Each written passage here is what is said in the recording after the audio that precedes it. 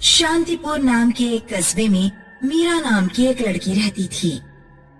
मीरा का आधा चेहरा जला हुआ था, इसलिए वो हमेशा आधे चेहरे को छुपाकर घर से बाहर निकलती थी। अरे वो देख, अध जली मीरा मंदिर जा रही है अपने राधे श्याम की पूजा करने। इसका पूरा चेहरा कभी ना कभी तो मैं देख कर ही रहूंगा। ये शबाना ब्यूटी पार्लर जाती है।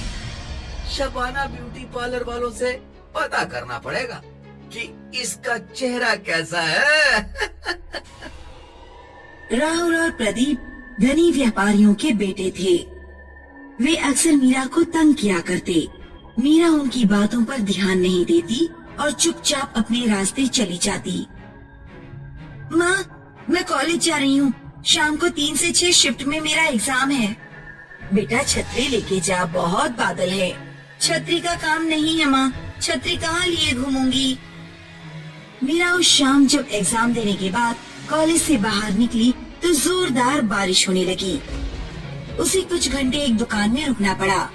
रात में जब बारिश रुकी तो मीरा अपने घर की तरफ बढ़ी। सड़कों पर पानी भरा हुआ था, इसलिए सड़कें सुनसान थीं। अचानक मीरा को किसी ने छोटा सा पत्थर फेंक कर मारा। कौन है वहाँ? मीरा तेजी से आगे बढ़ने लगी, तभी अचानक राहुल और प्रदीप उसके सामने आ गए। आज हम तेरा पूरा चेहरा देखेंगे। उधर मीरा की माँ मीरा का इंतजार कर रही थी। मीरा कई घंटे बाद घर लौटी। उसका चेहरा बिल्कुल उतरा हुआ था। क्या हुआ बेटी, इतनी देर कैसे हो गई? मीरा कुछ नहीं बोली और चुपचाप अपने कमरे में चली गई। उधर राहुल और प्रदीप देर रात अपने घर पर शराब पी रहे थे। ऐसा भयानक चेहरा मैंने कभी नहीं देखा, भविष्य में भी नहीं देखेगा। तभी अचानक किसी ने दरवाजा खटखटाया। अब इतनी रात में कौन आ गया? राहुल दरवाजा खोलता है, लेकिन दरवाजे पर कोई नहीं था। वो दरवाजा बंद करके दोबारा सोफे पर बैठ जाता है। लगता है कोई बच्चा होगा। तभी कोई फिर दरवाजा खटखटाता है। इस बार मैं जाता हूँ। प्रदीप दरवाजा खोलने गया। दरवाजे पर मुंह ढाके और हाथ में मशाल लिए एक भयानक चुड़ैल खड़ी थी। चुड़ैल ने अपने भयानक पंजों से प्रदीप का गला पकड़ लिया और मशाल से उसका मुंह जलाने लगी।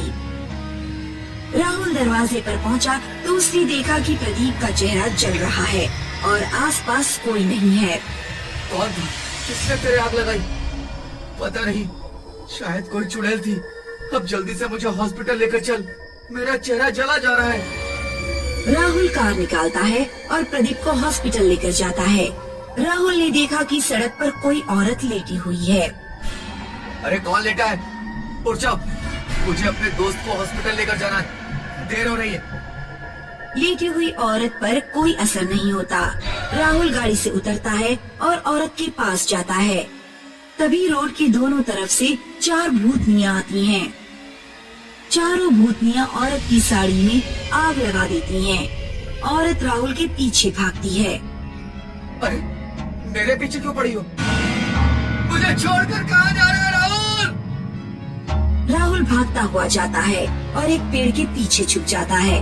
तभी ऊपर से अचानक एक भयानक चेहरा उसके सामने लटकता है। भूतनी राहुल के बाल पकड़ती है और उसका चेहरा जला देती है। अरे मर गया। राहुल कार की तरफ भागता है और तेजी से कार ड्राइव करते हुए चला जाता है। अगले दिन प्रदीप के पिता हॉस्पिटल में पहुंचते हैं। तुम दोनों के चेहरे को किसने जलाया? मैं कुछ पूछ रहा हूँ, मुझे जबान नहीं है क्या? किसने किया तुम्हारा यह हाल? कुछ समझ में नहीं आ रहा है पापा। हमने कल मीरा का चेहरा देखने की कोशिश की थी, उसके बाद से न जाने कौन हमारे पीछे पड़ गया है। प्रदीप के पिता मीरा के घर पहुंचते हैं। तुम्हारी बेटी ने मेरे बेटे और उसके दोस्त का चेहरा जलाया है। मैंने ऐसा कुछ नहीं किया। उस रात जब मैं कॉलेज से लौट रही थी तो राहुल और प्रदीप ने जबरदस्ती मेरा चेहरा देखने की कोशिश की। वे मेरा दुपट्टा छीनने लगे। तभी मैंने खुद ही अपने चेहरे से दुपट्टा हटा दिया और उन्हें अपना चेहरा दिखा दिया। मैं जैसी हूँ वैसी हूँ। मुझे खुद को लेकर कोई अफसोस नहीं। अगर तुमने ये नहीं किया तो फिर उनके चेहरे किसने जलाए? मैं नहीं जानती। प्रदीप के पिता एक तांत्रिक को बुलाते हैं और उन्हें राहुल और प्रदीप के पास लेकर जाते हैं। कोई आत्मा इन दोनों का पीछा कर रही है, सावधान रहना होगा। राहुल और दीपक की हॉस्पिटल से छुट्टी हो जाती है और वे दोनों अपने अपने घर चले जाते हैं। प्रदीप घर जाते ही सो गया। रात के 2 बजे उसकी आंख खुली। उसके बिस्तर के चारों ओर 4 चुड़ैल हाथ में मशाल लिए और मुंह ढाके खड़ी थीं। चुड़ैलों ने प्रदीप के बिस्तर पर आग लगा दी। मुझे मत मारो। प्रदीप बिस्तर से कूदा और खिड़की से कूदकर सीधे राहुल के घर की ओर भागा। राहुल उसे सड़क पर ही मिल गया। क्या तुम्हारे बिस्तर पर भी किसी ने आग लगा दी? हाँ। दोनों भागते हुए शबाना ब्यूटी पार्लर पहुंच गए।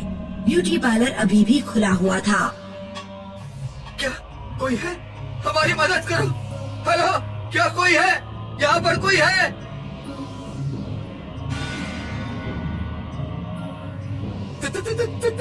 तुम कौन हो? मैं वैशाली हूँ।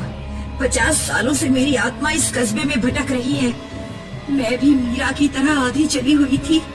उस समय ये कस्बा गांव था।